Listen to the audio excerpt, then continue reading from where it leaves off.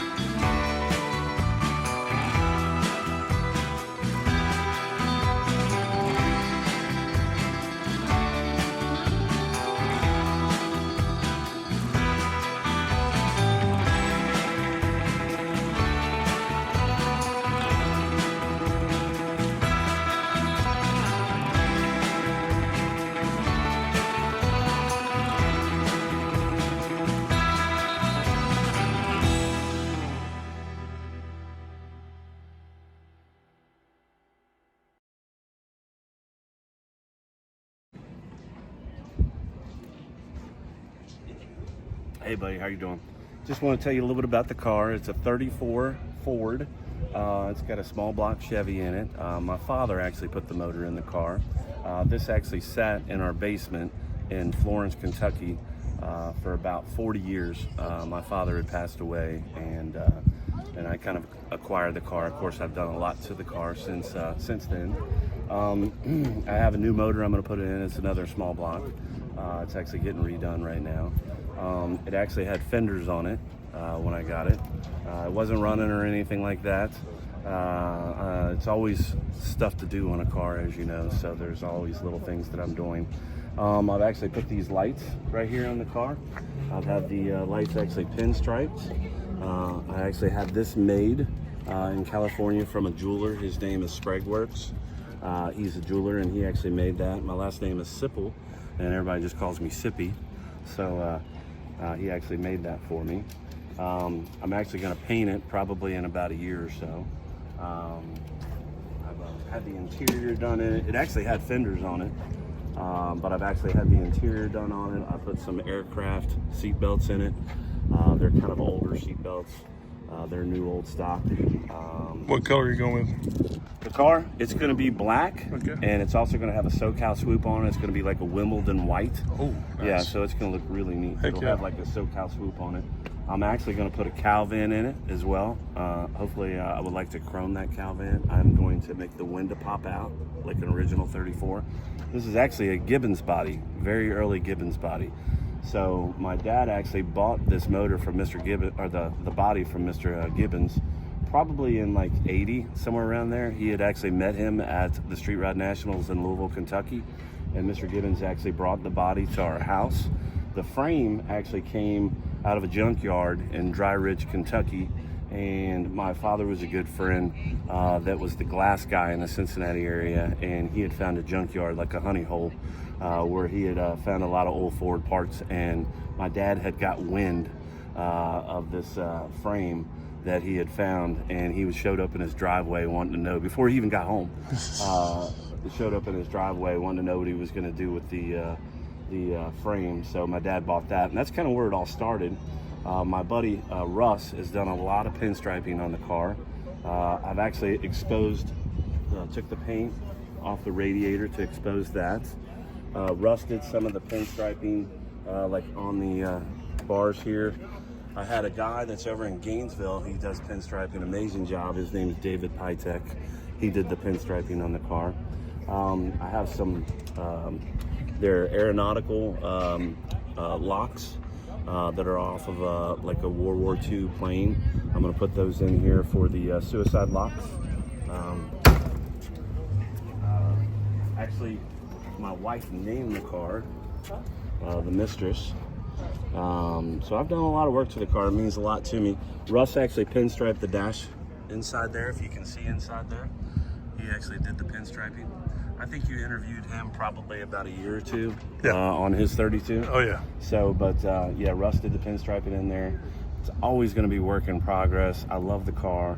Like I said, it was my father's. My father had 9 cars. This is the only one that I could fit in. I couldn't fit in any of the others. So I understand that problem. I absolutely love this car. It means a lot to me. And I'm looking forward to getting it painted and putting a new motor in it and doing all kinds of stuff. So, awesome. But I appreciate you coming to me and asking me about it. Appreciate Thank you very much, yeah, buddy. man. I appreciate it. Thanks for being here, by the way. Yeah. Yeah.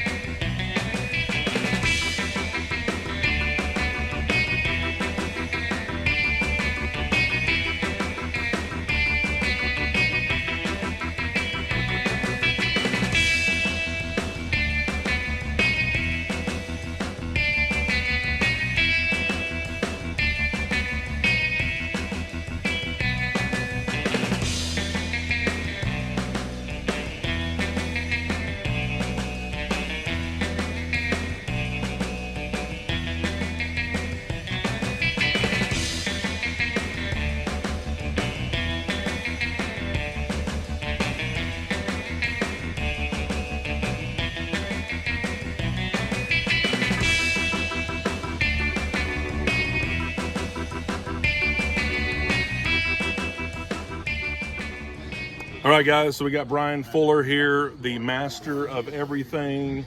And how many programs have you been on? Oh God, I forgot. I can't remember at this point. They don't even know what TV was. You know, you're on YouTube, I think. So they don't even know what that was back in the day. Yeah, back in the day we used to have channels and stuff. Yep. Yeah. You had to click on it. Yeah. You had to go up and turn the dial. Turn it out. Yeah. Click, Clink, click, clink, click. clink. Yeah. I apprenticed at SoCal Speed Shop in California. That was my first job after Biotech. Nice. And then ended up at Foose Design. Started my own business here in the Atlanta area 20 years ago. Yeah. And this is our latest. We call it the Raptor T. The Raptor T. Yep. Nice. So the world's first Raptor. Yeah. So yeah, the 1950 Flathead Ford engine was a natural for a Model T.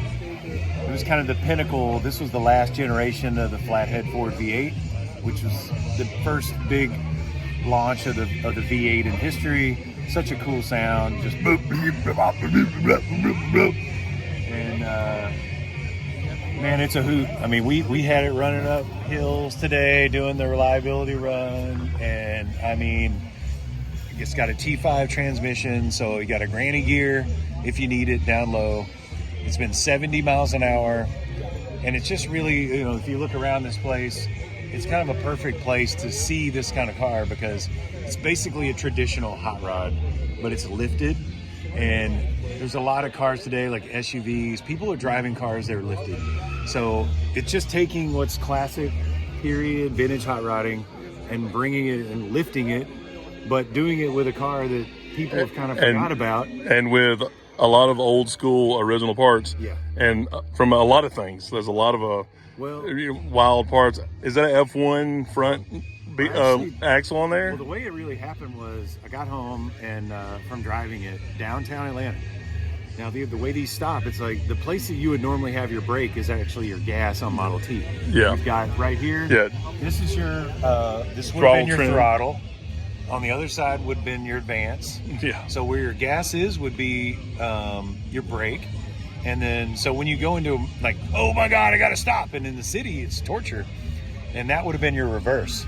So I put in a T5 out of, you know, Mustang, S10, Camaro. Oh, yeah. Absolutely. So this thing's been 70 miles an hour. It's dead straight. That's awesome. But I basically somebody gave me a 48 F2, which was the like F250 of its generation. Okay. They gave me a commercial truck. And I got back from driving this thing downtown Atlanta, scariest 20 miles of my life. And I look out in the yard and I'm like, oh my God, I've got a like Flathead Ford V8 right there. Absolutely. And I'm like, oh yeah, this has got to happen. So and it fit beautifully too. It's really, awesome. I didn't think a Flathead could fit in this much space. Like you've really shoehorned it in there. Well, I mean, there's a Hemi right next to you. You know, yeah, that thing's bigger than this. Yeah, true. I guess that's true. But it's still, you know, the nice thing is too, like, you know, you got such a great sound, but you've got the Ford lineage, but man, driving a T, like I can't even count the number of like even classic hot rodders, guys have been doing hot rodding their entire life and have been around these old 30s, 40s cars, and they have never ridden in a T.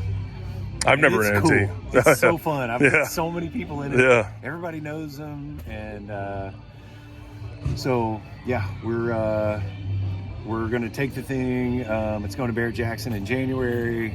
I'm hoping to kind of put out one of these a year because I just think okay, cool. It's such a fun platform, and these T's are not getting used. They're cheap. Nobody wants them. And it's just a fun, usable car, and so I'm hoping we can. You can find some complete original T's for like $7,000 that are completely redone. I mean, a super nice one. You can find ones that aren't nice for way cheaper. Sure, but if you want a super nice car, you can find one to start with. Yeah, I mean, look around the back. If you're going to build a car, it's always good to start out with one that's super nice to begin with. Yeah. So this was in the same family for 100 years. It's got the commercial axles, big brakes.